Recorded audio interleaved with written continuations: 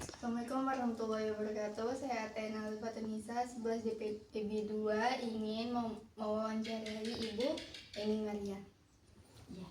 Ibu, bagaimana langkah awal Ibu dalam memulai bisnis di bidang konstruksi bangunan? Oh ya, itu kan sebetulnya kan saya hanya staf ya. Nah, itu pimpinan saya yang mendirikan perusahaan itu, beliau jurusan teknik sipil dan teknik arsitektur. Mungkin karena background pendidikannya, jadi beliau ingin mengaplikasikan apa yang mereka dapatkan di perguruan tinggi untuk biar untuk bisa menciptakan lapangan pekerjaan.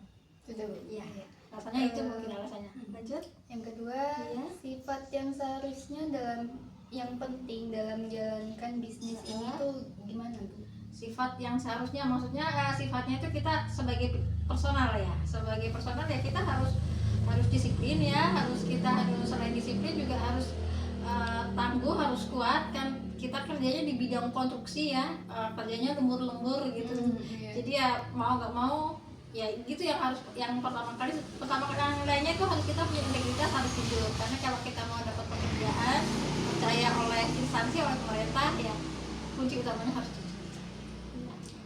Yang ketiga, kendala apa saja yang Ibu terima saat ada di bisnis ini? Yang kendalanya seringkali terima itu seringkali kan kita bergeraknya di bidang konsultan ya, bidang konsultan perencanaan dan pengawas. Kalau bidang perencanaan itu mungkin nggak seberapa banyak ya, cuman yang kalau pengawasan itu seringkali kita itu dengan kontraktor itu seringkali terjadi gesekan. Maunya kontraktor itu kan cari untuk banyak-banyaknya, sementara kita kan harus pemerintah kan ya, mengcover pekerjaan agar sesuai dengan yang ada dalam PKS, spesifikasi teknis sama beban kerja. Kalau kontraktor kan pengennya cari untung sebanyak-banyaknya gitu, jadi speknya sering sekali turun gitu, makanya seringkali terjadi pertengkaran dalam tanda kutip gitu. Yang keempat, alasan Ibu sehingga ingin menempuh bidang ini tuh apa? Alasan ya pertama karena saya menyukai pekerjaan ini ya, terus yang kedua karena ya pekerjaan ini sesuai dengan disiplin ini gitu. Terus yang kelima, menurut Ibu tips apa supaya menjadi seorang pengusaha seperti Ibu? Nggak bisa jadi seorang pengusaha. Yang pertama itu harus berani mengambil keputusan.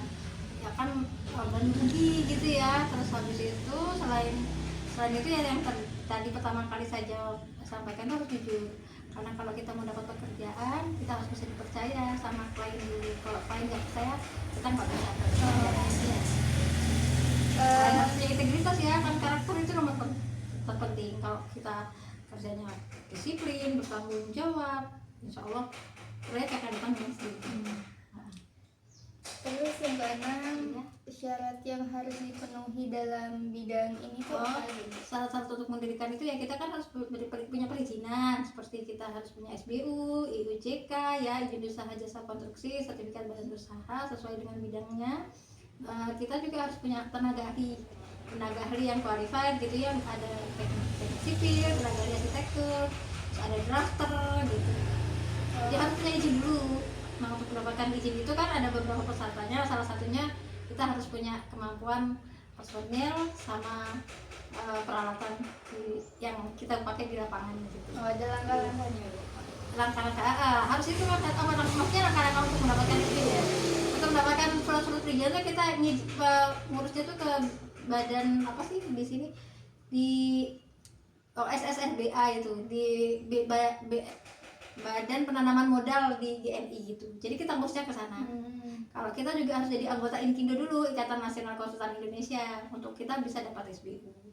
Semuanya itu nanti jadi satu kesatuan di perizinannya itu di dalam OSS. Iya. Yang ketujuh, berapa proyek yang pernah Ibu tangani, dan proyek itu setiap hari atau tidak? Dalam 1 tahun itu tergantung. Kalau proyek kan saya kerja dari 2002 kalau nggak salah ya, jadi sudah banyak sekali. Kalau dalam 1 tahun itu kurang lebih kalau di Kabupaten Sumeneb itu biasanya 3 proyek. Tapi di luar Kabupaten Sumeneb itu banyak, ada yang di Pamekasan, ada yang di Bangkalan gitu. Berarti Bukan, itu biasanya proyek itu kalau perencanaan itu dimulai dari sekitar bulan April sampai dengan bulan Juni ya. Kalau bulan Juli ke bulan Desember itu pekerjaan pengawasan. Kebanyakan kalau di bulan Januari itu kan masih masih belum ada DIPA ya, masih pembahasan gitu Dewan, jadi belum didok. Sementara itu biasanya dari Januari sampai dengan Maret itu agak longgar. Oh iya. Iya. Yang terakhir Bu, Iya. bagaimana inklusi bangunan itu memilih bahan yang tepat untuk konstruksi tersebut? Maksudnya untuk kita pilihnya material speknya, mau pakai spek apa, mau pakai apa gitu ya. Itu kan biasanya spek itu kan sudah ada SNI-nya. Nah, itu kita memenuhi standar TKDN apa enggak, tingkat komponen dalam negeri. Kalau tingkat TKDN-nya itu minimal 40%. Nah, jadi kita harus selain memenuhi SNI juga harus memenuhi tingkat TKDN. Itu yang utama. Jadi kayak semen, kayak besi, itu harus ada logo SNI-nya. Oh iya. Iya, itu Berarti yang harus utama pilih itu. yang bagus Bu. Iya, yang bagus. Soalnya kalau enggak kan nanti Oh tambah iya. jelek ya. Kalau sudah jelek, kontraktornya masih berusaha nyari yang jelek lagi gitu ya. Jadi kontraktor tuh harus ngerjakannya mendatangkan bahan sesuai dengan yang dari konsultan, dari direncanakan dalam konsultan perencanaan. Iya. Terima kasih Bu sudah menjawab Oke, pertanyaan terima saya. kasih kembali. Saya akhiri wawancara ini bersama Ibu Maria. Assalamualaikum warahmatullahi wabarakatuh.